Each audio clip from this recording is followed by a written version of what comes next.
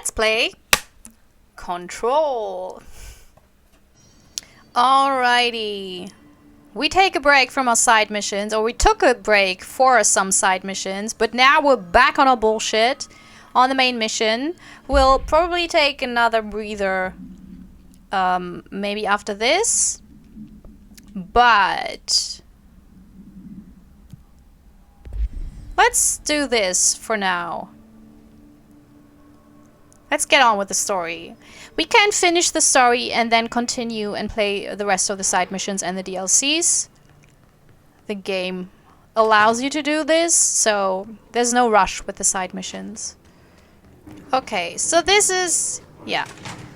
We've been here the last time, but then I made a straight beeline because I realized this is the way to the main story, which we're on now. To find new prime candidates. The Bureau needs a director. Our future. P6 and P7. Okay, well let's see what Trench wanted to tell us.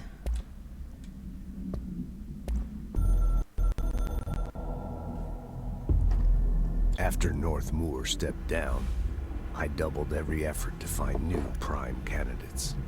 There was no one. No one but me. That wasn't good enough. I pushed hard. I never wanted the Bureau to end up in that situation again. The Bureau needs a director. Always. When my time reaches an end, I want more options on the table. P1 through P5 were all false leads, dead ends, and disappointments. Then P6, Dylan Faden. He fell into our arms. No parents, they're gone, casualties of an AWE. The boy has exceptional talent. The oldest house will be his home. We'll build him from the ground up. He'll be trained and taken care of. Darling can be in charge of this project. No. I can't. I'll stay away. I will not fail the boy like I failed my own family. My daughter. What happened? We weren't careful enough back then. Something what? Me. I did not know that. I took work home. My Susanna got sick.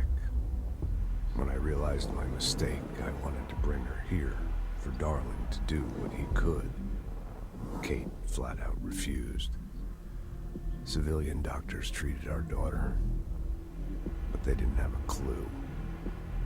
She died. Kate left me. Not really, but... that was a long time ago. Shit. The Bureau is all I have now. And the prime candidates are our future. There are two, P6 and P7. We're spoiled for choice. Damn, I did not know that that happened to his family. Bites me in the ass that I never listened to him, because the first ones with Trench are so boring. I missed out on so much story. Also, I love Dr. Darling, but he's not really a good fit for raising a kid, because he's too, you know, dangerous scientist. The same goes with Emily Pope or Dr. Underhill. Or really, I think Simon would be the only person I would really think is capable of raising a child in this environment, because he seems to be the only one who's still kind of attached to normal human behavior and knows what's weird and what isn't. Damn. That is... damn. That's why he was always so melodramatic. I thought he was just, you know, being like... divorce, you know. Aw, shit.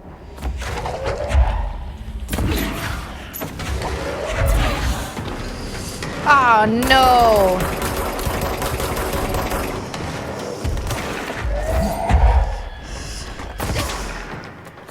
Oh, no, what is this? No. So, PlayStation did not... fuck you, Bureau. PlayStation did not record the last hour of gameplay, which is the entire chapter. I was pretty much just 10 minutes before the ending of the chapter. I am 100% sure I clicked on recording. I saw the little pop-up, and at some point PlayStation must have decided that it will not record. I don't know. So I will replay this, but there will be different fights. I cannot believe this. I hate this. I hate PlayStation for putting the recording so awkwardly and okay. So we ended up here and then we fought a bunch of bozos. And there's so many documents. Oh my god. That I found, and I now have to finagle my way to get you the right documents, because obviously I can't pick them up anymore because I already picked them up. So I'm so happy. You can't believe that. I'm so frustrated. And look, this is so beautiful. Also a little bit, you know,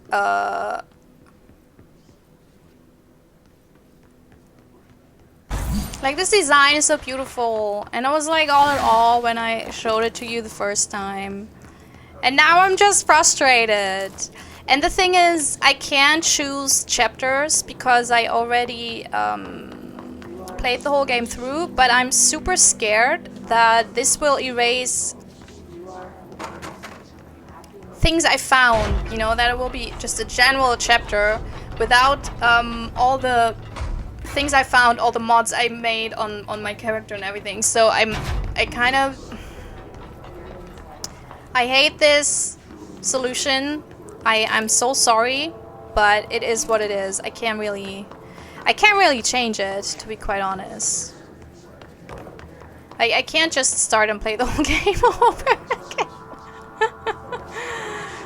Oh god. So yeah, so we're, you know, now we're where we entered. So we found quite a few things. Let's record this. At least we have this. Oh wait, yeah, so this is a Threshold Kids recording. We can do it like this. Oh god. I hate everything. I'm really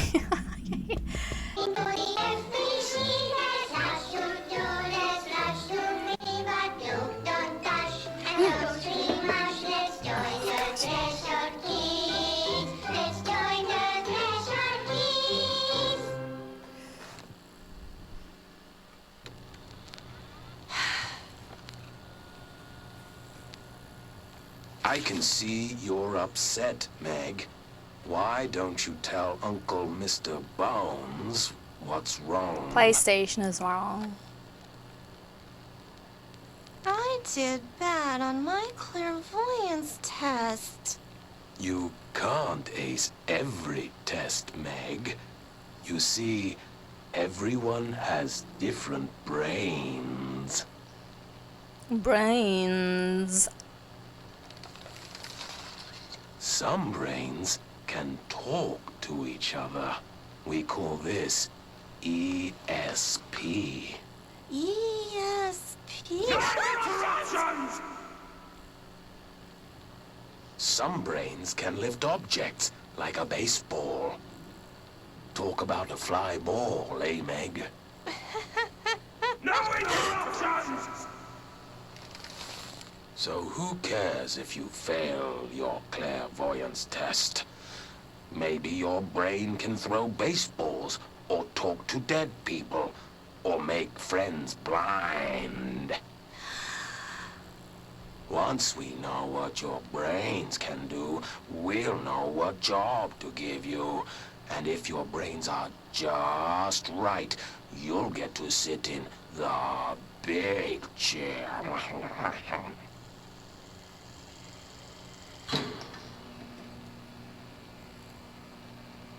I love this. What if I don't want the big chair? What if I don't want the big chair? Everyone wants the big chair, Meg! That's why we're all here. Use those brains to listen for once, or the only chair you'll get in is the one with straps.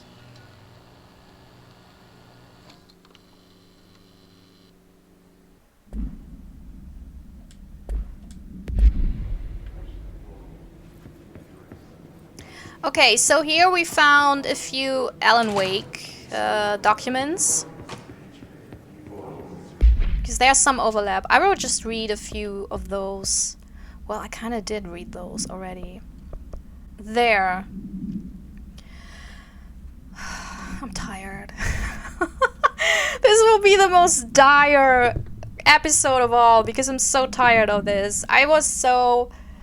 Oh god, okay. An unconfirmed threshold manifestation at Cauldron Lake resulted in a fictional story written by the author Alan Wake, creating an AWE in which reality was altered to match that of the story, though only locally and for a limited time. Crossover. Mr. Kirkland, head of investigations, was alerted by ex-Bureau agent Frank Breaker that an AWE event was taking place in Bright Falls. Breaker had received a call from Barry Wheeler, Alan Wake's literary agent, on behalf of Breaker's daughter Sarah, who is the current sheriff of Bright Falls. So many connections, aren't there? A Bureau field team arrived at the site 2 days later, only to confirm that the event was over. Interviews were conducted, referred to the 1970, Thomas Zane, Odin Anderson, Thor Anderson. Odin and Thor, yeah, those were the old metal dudes, but also the old gods of Asgard. Alan Wake was believed to instigator. Eyewitness reports highlight an old switch, possible object of power that missing. Wake was not found at the scene. Yeah, there was a light switch. I wonder whether that has something to do with the hotel. But, it's a different switch. But anyways, reports claim he dived into the lake, but no body was recovered in the search. Alice Wake, Mr. Wake's wife, was found during the Bureau investigation. She was interviewed and evaluated. She showed signs of severe mental trauma in the form of memory loss. She was later directed to treatment. It was concluded that she had been trapped in the threshold during its manifestation. Notable individuals still missing after the Bright Falls event are FBI Special Agent Robert Nightingale and Dr. Emil Hartman, referred to the Creator's Dilemma in the file regarding the Cauldron Lake Lodge. Bureau researchers believe this event was the result of a forceful perception of subjective reality stemming from Mr. Wake, overlapping on our own. Wake has been flagged as a potential para-utilitarian. See Prime Candidate Program 5 for more details. I think it was mentioned that he was considered a prime candidate before he disappeared completely. In 2011, a book by Clay Stewart titled The Alan Wake Files was published by Roundabout Press, New York and Olympia. Agents interviewed Clay Stewart and suspected minor utilitarian sensitivity. He was placed under indefinite surveillance. So is Clay Stewart an actual author in the real world outside of this game, or is he an in-game author? A monitoring station was established at Cauldron Lake to alert the Bureau of any future activity. Do we have any Cauldron Lake?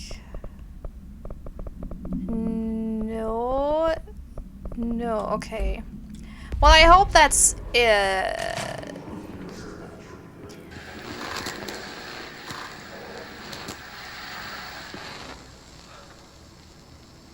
ordinary. So much coming together in this one case. A new object of power, something we have not seen before. I mean, coming from me, that's saying something. And the boy, Dylan Faden, Prime Candidate 6.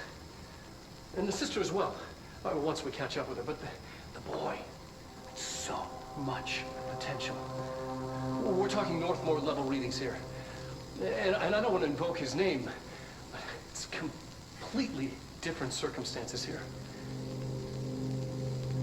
It's remarkable.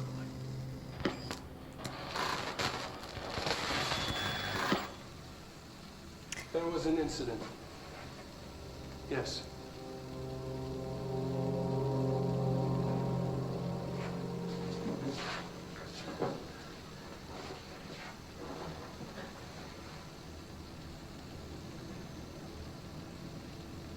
We lost a valuable member of our team, yes. Excessive force. Dylan has so much. But he's just a kid. Like, I'll take the blame. He needs some slack. I mean, boys will be boys. He's exceptional and under a lot of stress. Did you put him under? Come on. Robert's got killed. It's an unfortunate accident, that's all. Oh. Marshall needs to realize this. will make this work. We'll make this work.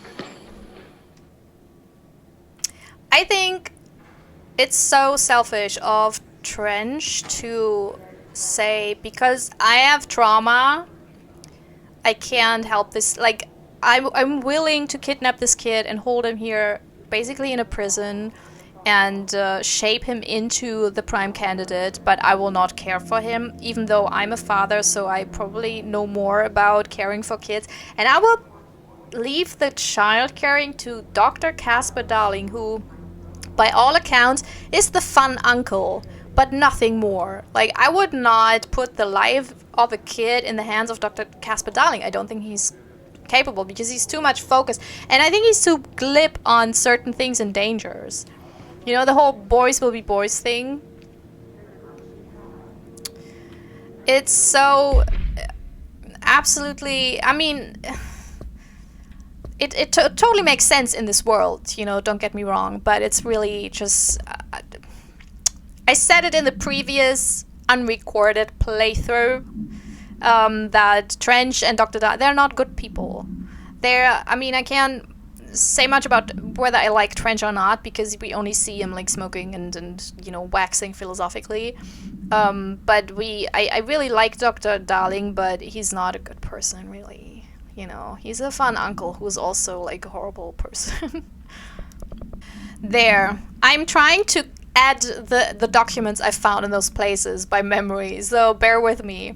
Transcript of conversation. Subject Dylan Faden for review by Dr. Darling. Note, subject was alone during this outburst.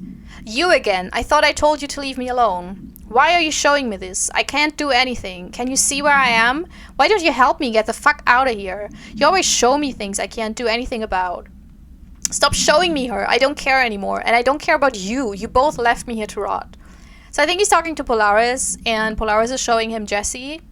Fuck off, you bitch. I will dig out my brains if it means getting rid of you. I don't want you here. Get the fucking message. Subject repeated the phrase fuck off numerous times before being sedated. Why would they sedate him, though? They can just leave him. Or are they scared that he will get violent? But still, that's no way to deal with a problem. I think there was also a document on... Wait. God.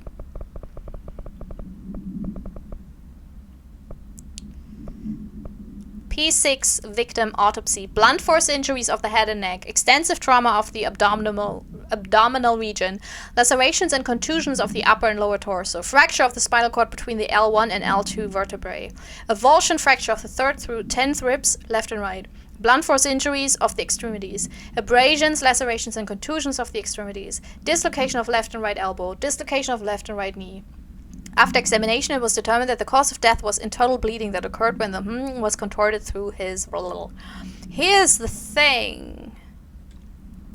I get that Dylan got angry and probably was younger, but the amount of the injuries, Jesus fucking Christ, the amount of injuries show that he didn't just accidentally hurt someone and was then like, oh my god, I'm so sorry. So yeah, you don't get, I'm so sorry about this, you don't get everything of what Jessie is saying, but she's like, when she entered this room, she was like, oh, is this what Dylan wants me to see? Because they followed her. She was like, all the years I thought I was paranoid, I wasn't. There she's at the library. That's a very close image. I don't know how they got that. And this looks like she was homeless for a while. I don't know.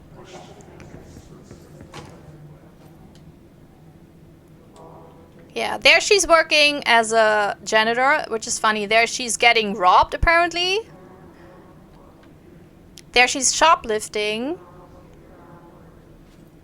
Maybe she's the one who's robbing someone? Or is that her? I can't tell. There's reading a lot. She doesn't really... Oh, there she's with a friend. And there... She's probably on a date. And then destination. Ordinary. Huh. Yeah. So they observed her throughout. We used to play there all the time. Me and Dylan. And other kids as well. We loved it. This time, I remember, was different. We found a way in, deeper into it, like it had shifted. We went inside, and that's where we found the slide projector. A dump is a place for lost things. Things that have been thrown away. Did you ever feel that way when you were growing up, Jesse? What? No. Yes, but that has nothing to do with... Was there a slide projector at your home when you were small? No. Those were before your time, I suppose. But your family did look at photos together, maybe. In one form or the other? Maybe. When was this? Can you remember? At parties? Barbecues? How did it make you feel? Did your parents ever show pictures that embarrassed you? Was alcohol ever involved at these parties? Did your parents drink? Did that make you uncomfortable? No. That's just stupid. Come on. That has nothing to do with this. Nothing. The slide projector, let me ask you this. As a child, did you ever fantasize about worlds inside pictures? Inside a painting? You know, stepping into a painting, into a hidden world, escaping and finding adventure there, away from your parents. I don't think so. I don't remember. Maybe. I don't know. So the psychiatrist, it could be that she's just not very good at her job, but I think she's manipulating Jesse on behalf of the Bureau, because she's basically manipulating how Jesse perceived things, and you know, she kind of, for lack of a better term, gaslighting her. Okay, so now we step through here and we're in the transit corridor. Or at least I get to repeat all the fights. Whoa! Whoa! Whoa! Whoa! Whoa! Whoa! Whoa! Oh, shit. Now I'm dying? I did not die when I played this through before.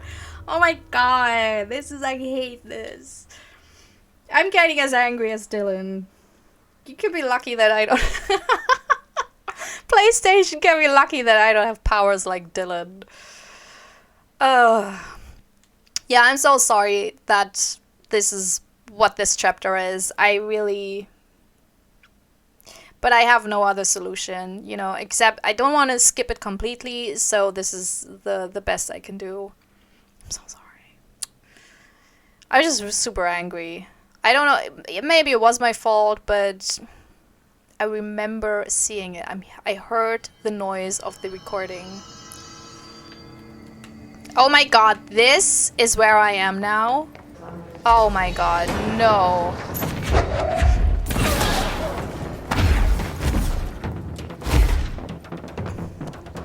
I will just run through this.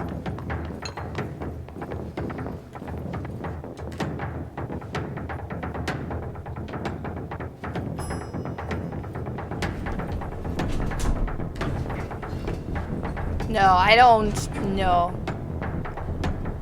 Not today.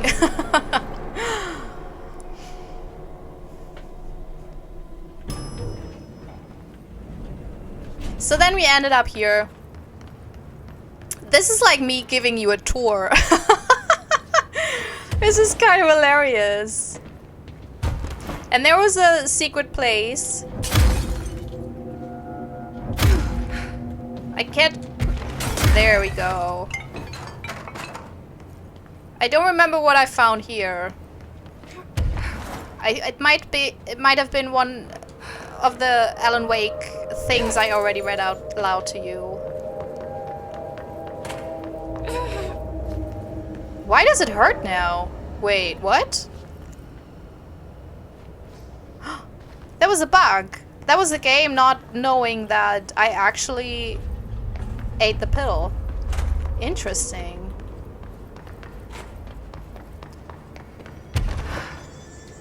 Ordinary dump site, ordinary AWE, sterling AWE. Okay, let's...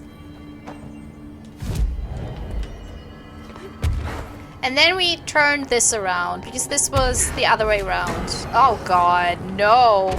No.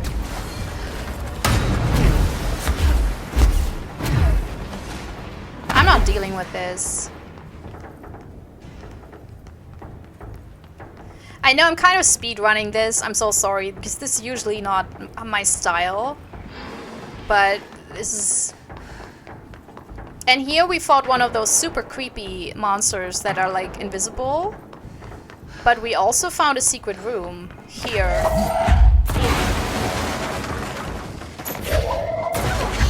See that?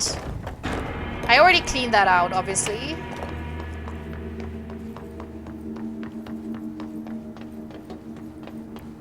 Let's see whether, but I'm not quite sure whether I'll find the collectibles that I know. I will not. Anything here? No. Okay. And here I wondered what this plane might be. Had to connect some batteries. Yeah, we found something about a plane. Let's look at that. Was that research?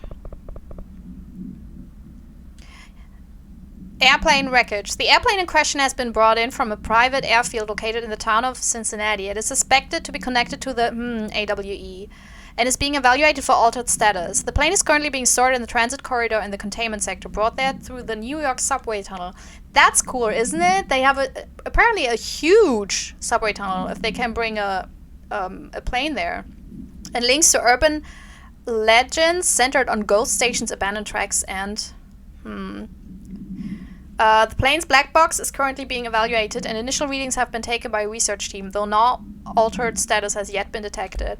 So first I thought this was from Amelia Earhart, but there's no urban legends around that. And then I thought there's a Stephen King short story, The Night Flyer, which is a really fantastic movie also. One of the few. But the Night Flyer plane is black. Oh! Okay, that was not intended. So I don't know what this is, actually. What this refers to. If you do know, please tell me. So... Okay, let's head on.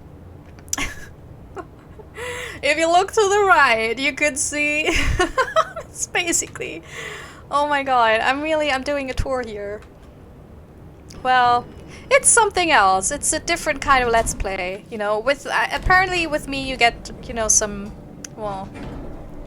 Something else. I hope this records now. That's the thing that I hate about PlayStation recordings. With a PC, I have this little bit on the top right of my screen, and sometimes it covers up text or whatever, but it's not really that annoying. Because at least... Yeah? At least I see when it's recording and when it's not.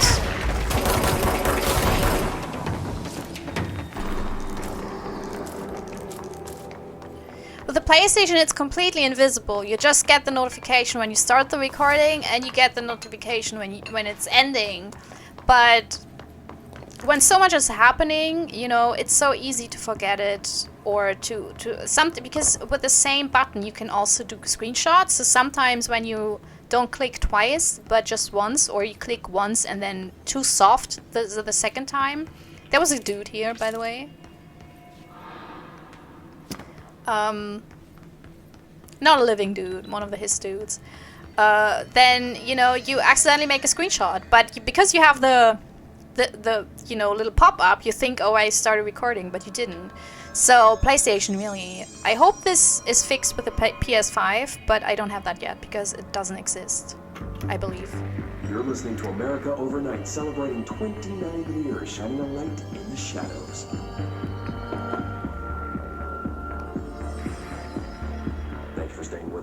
first caller.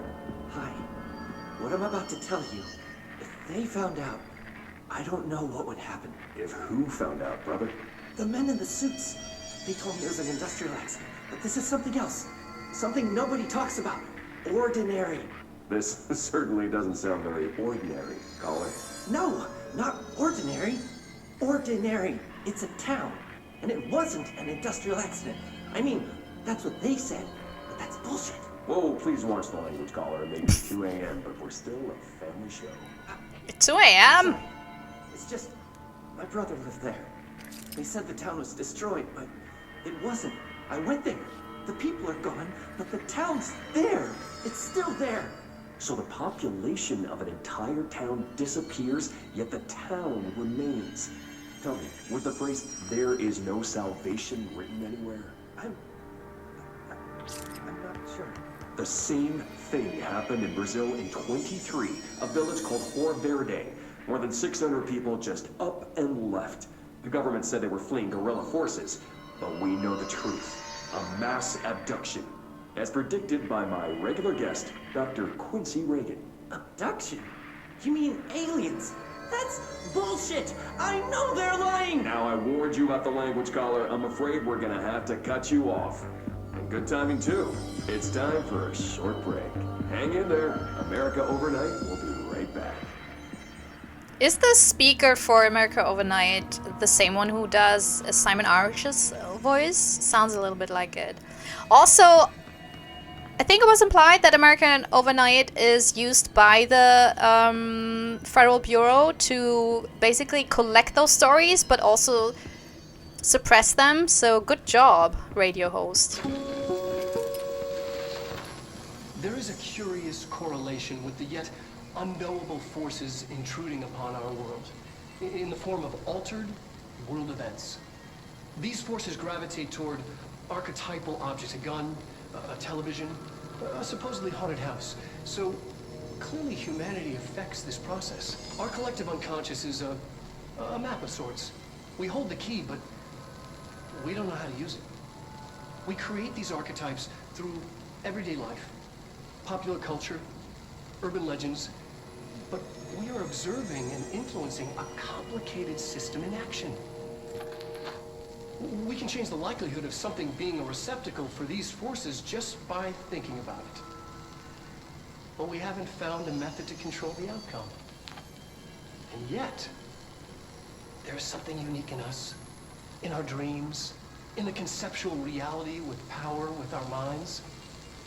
What's the cause and what's the effect? Are we the starting point or just a necessary evil in this? A byproduct, a reflection, a projection? We'll struggle to find the answers to these hard questions. Or die trying. That's so cliched. But for once, this is good that I'm seeing this for a second time, because the first time I was like, well, it's more a philosophical question, but not a scientific question. But I think I now got it. The question is whether human beings can actively interact with the objects, or whether they're just conduits. So basically, something would have happened with or without humans, or whether there's a starting point, because their imagination maybe even creates the spark that starts a weird event or object. Also, I think this is where we started to get some information on what happened to the kids. The first slide was a room with dirty wallpaper and dolls on a shelf. There were lots of dolls. The house was empty. No one lived there. We played in there a lot. It was a secret playhouse. I went to school with Neil. Some kids called him Nosebleed Neil. Likely Neil Hosenberg, missing. It was mean. He had asthma. Tom and his gang, one by this name, bullied him. We brought Neil to the dump to play. Unconfirmed existence of additional slide designation house. What's scary or sad here is that they know who Tom is, who Neil is, and who Freddy is, but not who Hugo is. Like, no one by this name was found in public records, which is super weird. After what happened at school to Mrs. Chester, we started spying on Tom and saw where they took the projector. Tom and his troglodytes were using the Sled Hill Cave as their headquarters. That's where the projector was. They'd been using the temple slide. We called it that, but really it was a broken concrete thing like a warehouse or a bomb shelter or something. Very dark. The not mother lived there with her. Babies, children, I don't know. She was feeding Tom and others her milk. They were changing into little monsters. We called them dung monkeys. Unconfirmed existence of additional slide designation temple. Unconfirmed existence of paranatural entity designation not mother. So that's the hiss. But the hiss are... there's something more behind. Because what we know as the hiss is basically the people that were fed the milk, the mother's milk. But we haven't seen the mother yet. That's super creepy. Also, what I wondered and stumbled about was the concrete thing, like a warehouse or bomb shelter. The old house looks like that. It's completely concrete and very brutalist. So I wonder whether it's the same environment. Maybe Polaris and his mother, or the not mother, come from the same place. Jesse and me followed the dung monkeys to the cave. There was a lot of them. More of the kids from town had joined up. It was really scary. Jesse grabbed the projector and we ran as fast as we could. They chased us. I fell and hurt my knee. Jesse tried to help me, but the dung monkeys were coming.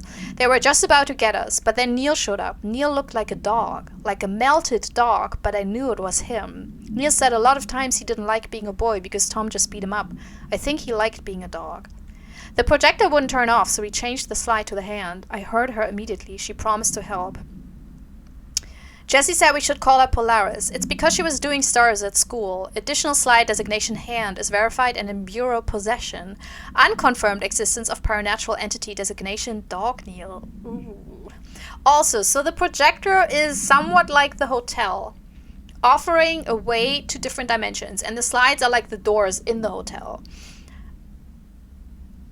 And the not mother actually then came from a different dimension. Then, because if Polaris comes from the hand and the not mother comes from the temple, it's different dimensions. Or maybe it's different places in the same dimensions possible. I don't know. I don't know about the workings. Don't ask me. Also, I think it's implied that the slide projector, they found the slide projector somewhere in a different... So they were already through a threshold when they found the slide projector. And not on Earth. I don't know whether I read that out, but I read it at some point. I'm so sorry if this is all a little bit muddled. I try to, to let it make sense.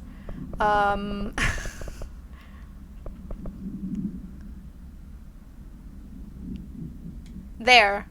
An IWE occurred in the town of Ordinary, caused by an object of power, a slide projector, discovered by local children at the dump outside of town. When a specific set of slides are used in the projected images open doorways to other dimensions. Multiple slides were used by the children, resulting in the disappearance of the town's adult population. I think they were playing at the dump when they found a discarded slide projector. So they found the slide projector on Earth. Okay. A team led by Director Trench and Dr. Darling arrived at the site on September 14th. The AWE had ended, but the team found the Faden children who led them to the slide projector and the slides, which had been burned with the exception of one. Jesse escaped when agents attempted to detain the pair. But didn't they say that they had the temple slide, or was that already burned? So it's like they have the burned up temple slide and the hand. Jesse escaped when agents attempted to detain the pair. In total, 17 surviving individuals were found in the town. All of them were brought in for questioning and tests. See interviews and prime candidate program files. Here's the question. Where are the 17 surviving individuals? I think I said that in the, in the other version of this playthrough, but I thought only Jesse and Dylan survived. Annual evaluation of Dylan Faden, formerly P6, performed by Dr. Carla Vaughn. That's the one. Questions asked here correspond to the 5th iteration of the Gunner's psychological assessment. Are you ready, Dylan? Let's begin then. In a single word, describe the world around you. Where's Casper? Dr. Darling is out of the building today. He's never out. He didn't want to come, did he? He never visits, not since Roberts. Tell Darling it wasn't my fault. I couldn't control it yet, but I can now. I learned. Will you tell him? In a single word, describe the world around you. A prison. A cold, empty prison. Not even poop. What is the next number in the sequence? 3, 6, 9, 12, 15. 18. What day is it today? How the hell would I know? It's not like you give me a calendar. You find a rabbit in the woods. It is breathing, but not moving. You cannot see any blood. What do? Leave it. Expand on that. It doesn't matter. The rabbit's not real. None of it's real. What day is it today? Do you enjoy asking people questions that can't be answered? Is this what gets you up in the morning? What you dreamed of doing as a scared, stupid little girl? Can you describe a dog to me? In ordinary, we had a friend. Nosebleed Neil. And when it all went crazy, you know what I mean. Nosebleed Neil turned into a dog. Or something like a dog. What day is it tomorrow? Fuck off! I don't know! There is no calendar! How can I fucking know? Dylan, calm down. Fuck you! Fuck you and fuck Casper! Hey! Are you watching this, you old fuck? Did you send your bitch because you're too scared of me? Where is Casper? Security, get a team in here. I need... Did he kill Carla? Carla was the one in the backgrounds of the Darling videos. Also, I did not know that the videos were that old, because they apparently started maybe even before Dylan got there. So that's like 17 years ago, and then everything happened. I thought the videos were like from a couple of years ago. Interesting little side note. But here's the thing. I totally get Dylan, because they don't treat him like a kid. They don't even treat him like a person. I mean, that Carla can't, like, I know it's probably her orders, but still, there always should be, he's a human being. And also, I think we found the video where Darling says, you know, I own up to Dylan's mistake, but then he never showed again, like he was too scared to meet Dylan again. But Darling,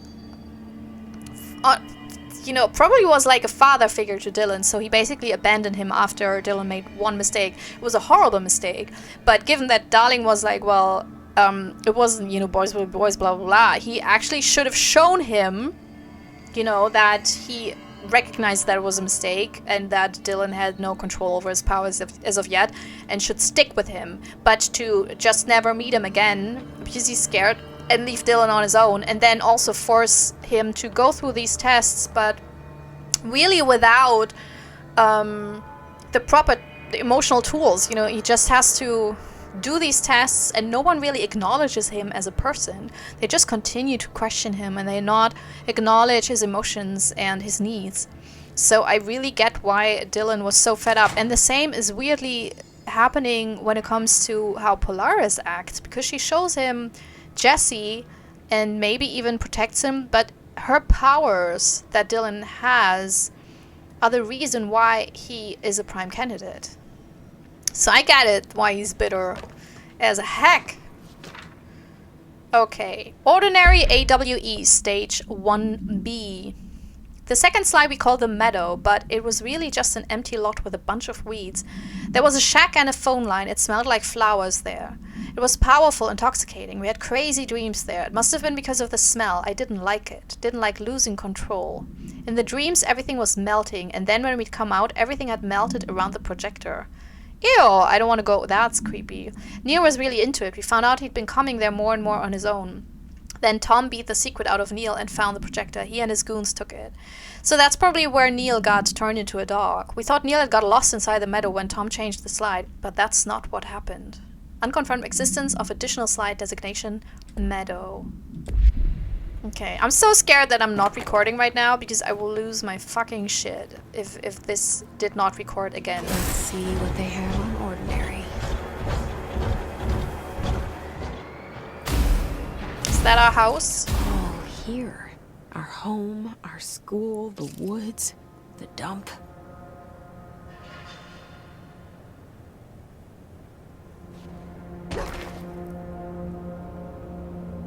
I love that.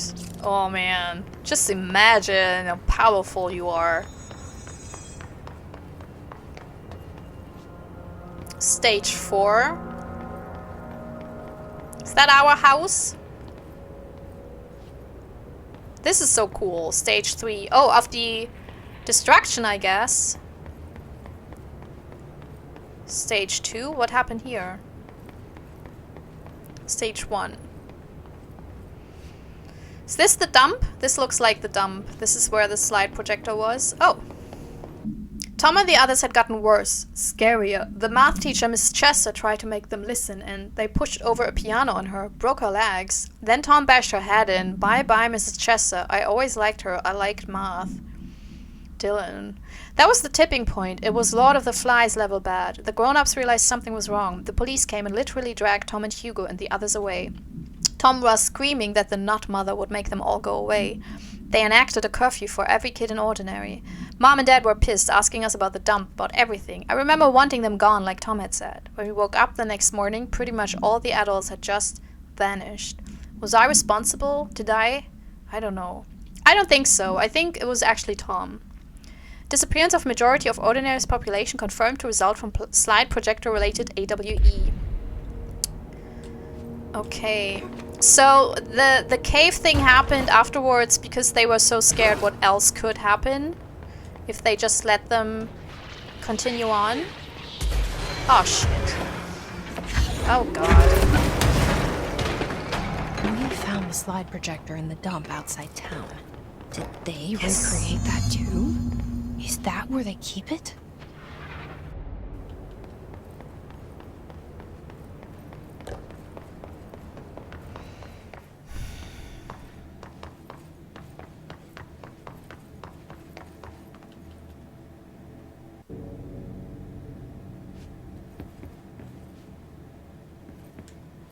You mentioned a poem last time we talked. By Thomas Zane? Yes.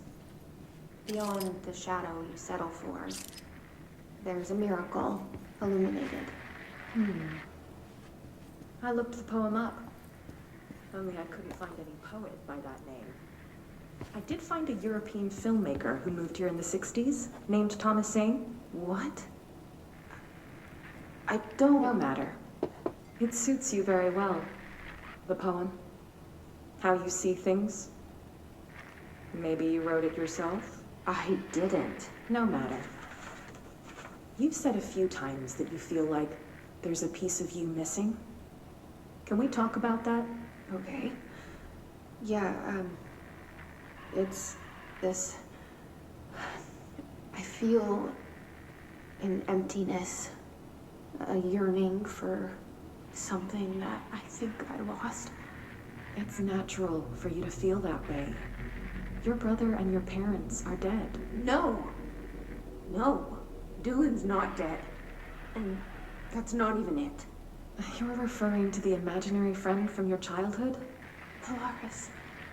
She's come back. After a long time, she's calling me. In a dream I saw, she showed me things. Jesse. It felt more real than anything. As real as what happened in Ordinary. The industrial accident in your hometown? That you believe Polaris caused? No, it wasn't an accident. There was no industrial accident, and Polaris didn't cause it. She saved me and Dylan. Jesse... No!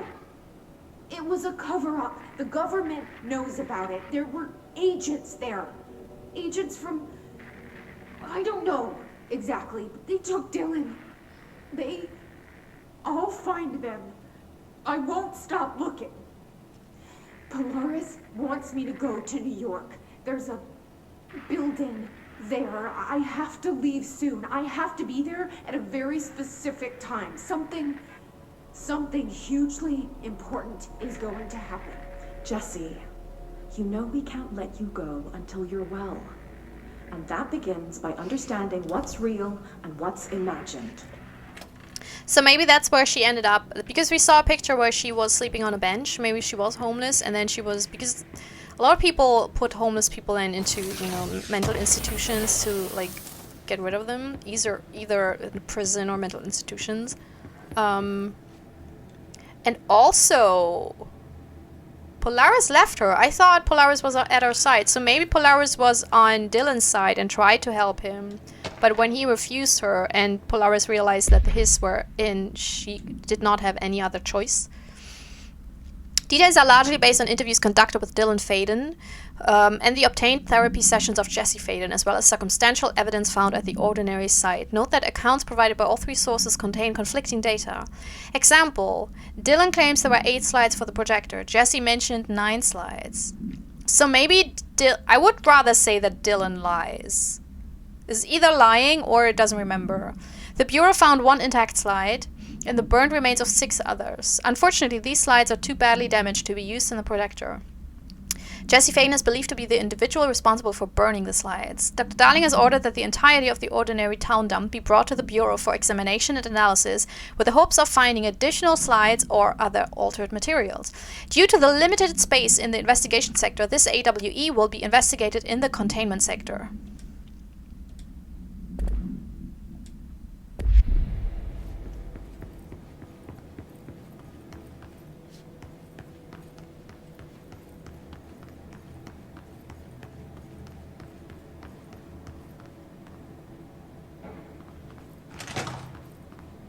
It's the dump. They moved the whole landfill here in the middle of New York, and nobody saw a thing. Pretty unbelievable.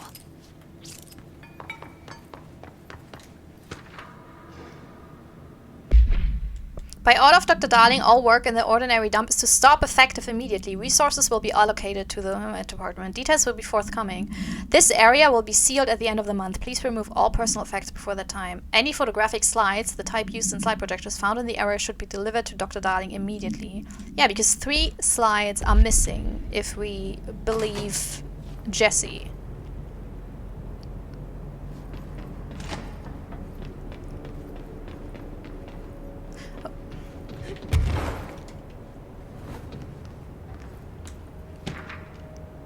Globe supplement? Oh, that's something. The item was found in the penthouse suite at Toronto belonging to David Wolf, who was being investigated for illegally dealing in altered materials. Bureau agents raided his penthouse and found numerous paranormal belongings. Ooh, Mr. Wolf was arrested.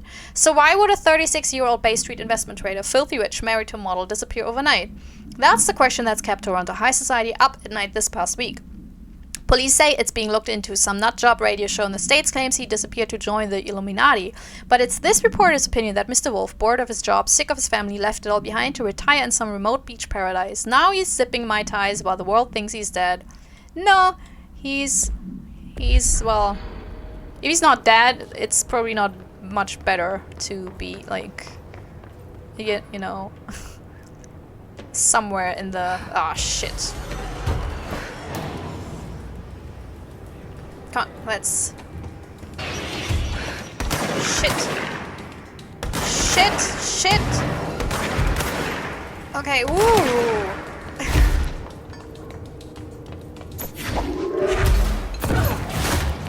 Oh my god, more! Oh! Oh my god, what?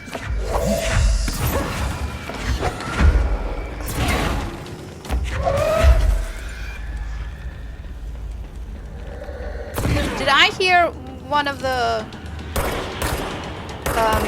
invisible monsters? God damn it.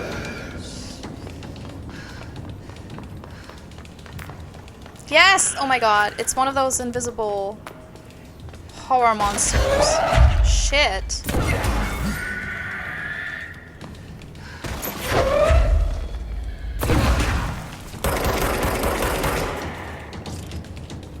What do I do with this? It seems so close, but it's down. Oh! Oh, it's one of you. Okay. Oh, that's. Check that lab.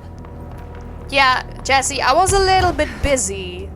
You know, I wanted to check it. Don't worry.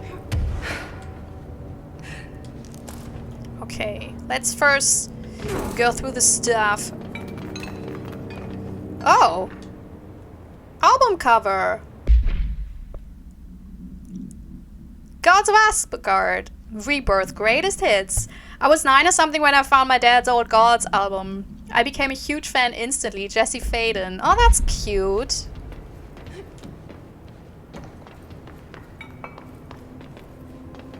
Damn, it's a lot of stuff here. Okay, let's...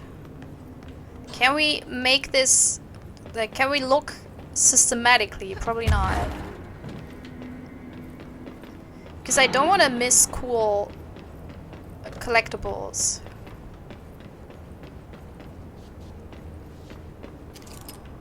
Like an old computer. Oh, that's a coin. Anything here? Why are these things always falling down when I'm near? Is that because I'm somewhat, like, charged? Alrighty.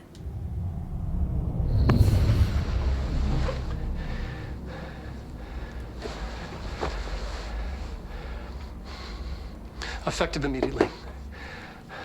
I'm setting up a new department. Dimensional research in the research sector. Transferring the slide projector there. That's where my focus will be now. The ordinary site remains as is. We'll be back to... I don't know when.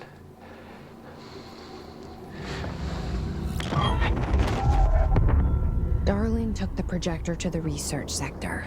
He dedicated a whole area to it, so he knew it was important. Dimensional research. That's where we go next.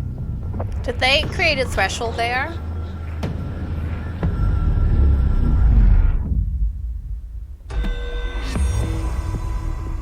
Okay. Finish tango, okay. And then in the next episode, hopefully everything records properly. Oh, that would be nice, wouldn't it? And then we can find out more about dimensional research. But maybe we're off to 1 or 2 more side missions because we're heading towards the ending. Like the dimensional research sector is where, where the finale starts. Just, you know, just a short hint. This is not really a spoiler. I mean, at some point there has to be an ending to this game.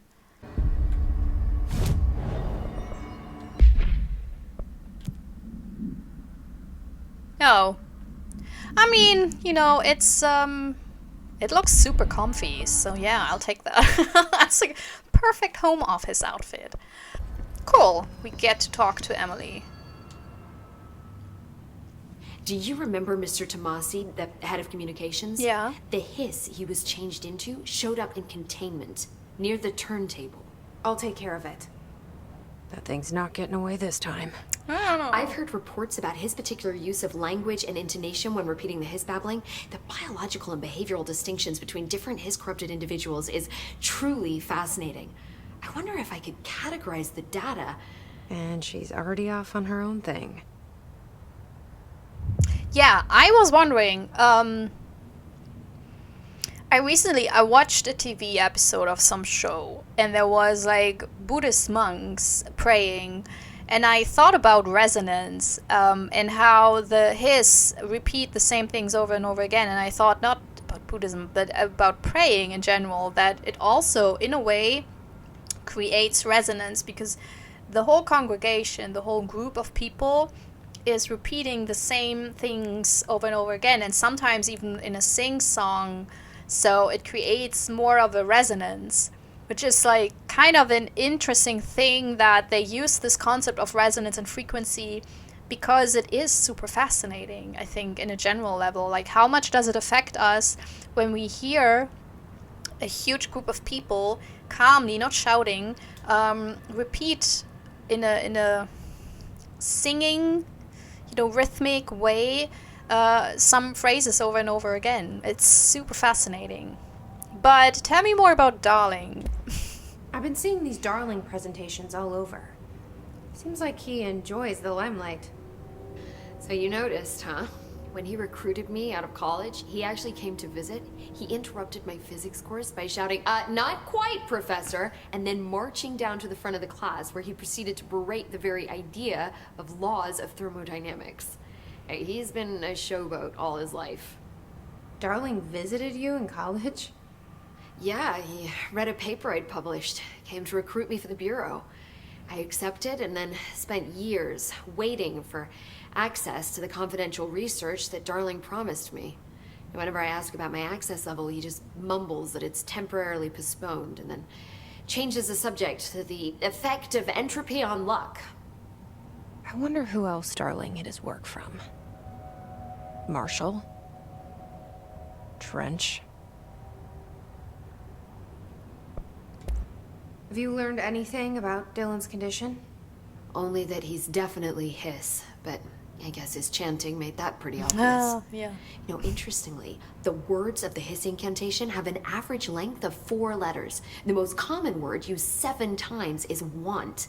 The next most common are through and time. It's very interesting, don't you think? I don't care about the words. What about my brother? Right. Sorry, I got a little off track. Well, strangely, his tissue samples all look healthy, unlike the other hiss I've tested. That's good news. Right? One through time, that's probably not Dylan saying it, but the hiss. It wants to go through time or through dimensions. I wanted to talk to you about the crazy things I can do. My abilities. I get the sense that they're not very usual around here. Well, usual and unusual aren't really benchmarks at the Bureau, but for some perspective, Director Northmore once used the floppy disk to send a bowling ball 6 yards through the air, and that was considered a huge deal. So compared to that, you are most certainly an outlier. An outlier. I like the sound of that. Yeah, Northmore was supposed to be one of the strongest directors in the history Don't of let the me hold you Bureau. up. So I think Darling actually postponed this because of all the matters of the hiss and everything. I don't think he wanted to like leave Emily out in the open. I think, like, honestly, something happened and he wasn't quite sure who he could trust, maybe? Okay, look, Dylan, twinsies! Twinsies! Look at us! Oh well, okay. Yeah, this will be it. You know what also makes me really angry? That last episode I was doing side missions, and if I wouldn't have been able to record all that, it wouldn't have been that bad. But this was the main mission, so I really hope this time it recorded in a way that I can use this. It will be one heck of an editing job. I hope I manage it so you can actually have some sort of resemblance of a story and have fun with it. And then I hopefully in the next episode we can go back to normal and record like normal persons would and not do this over and over again. Because I feel like in my own little loopy hell. Like I'm the hiss and I'm forced to repeat not the same sentence over and over again, but the same chapters over and over again. Yeah. So I hope despite everything it was still fun enough. If you found anything cool, or if you think I missed something, please tell me in the comments. It's, you know, you're very welcome to do so. Also, if you see any references that I'm reading aloud I'm not getting, you know, you can also tell me. Like, it's super appreciated. No spoilers, please, as usual, because maybe 1 or 2 people watch this who don't know the story yet and don't want to be spoiled. I try myself to not spoil as much. I'm saying that because sometimes I'm not quite sure whether I already read this out loud or remember it from previous playthroughs, but I try really to keep it very spoiler free. So it would be lovely if you could do that as well. Also, if you like this video and want to see videos similar to that, tell the algorithm and like this video. And you can also, in case you haven't yet, which again I doubt when you watch a longer playthrough for, you know, a game like this, you can subscribe to my channel. But, you know, you don't really have to, like, I'm not forcing you like the hiss forces people to say the same weird stuff over and over again. No. you can do your own thing. Anyways, see you next time. I hope you had a good time, and I hope you have a wonderful day. Bye bye. This is my self-recorded outro song so I don't get hit with copyright claims. If you subscribe to a lot of fun tutorials, reviews, and let's plays.